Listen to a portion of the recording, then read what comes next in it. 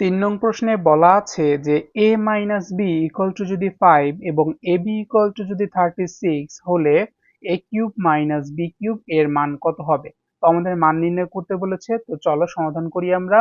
তো সমাধানের জন্য দেওয়া আছে দিয়ে যে উপাদানগুলো যে তথ্যগুলো দেওয়া আছে আমরা সেগুলো লিখে রেখেছি। কি দেওয়া ছিল, a minus b equal to কত 5 এবং ab ইকুয়াল টু 36। আমাদের বলেছিল প্রদত্ত রাশি যেটা সেটা হচ্ছে a cube minus b cube এর মান নির্ণয় করার জন্য।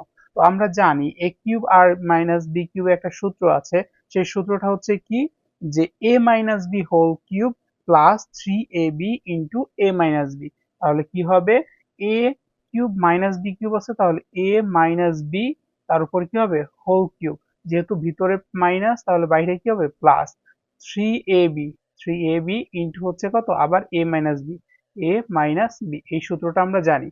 তাহলে কি a মাইনাস বি এর মান কত এখানে দেওয়া আছে, a মাইনাস বি এর মান দেওয়া আছে কত 5, তার উপর কিউব ছিল কিউব, প্লাস ছিল প্লাস, 3 ছিল 3, a b এর মান কত, a b এর মান হচ্ছে 36, আবার a মাইনাস বি এর মান কত, a মাইনাস বি এর মান হচ্ছে 5।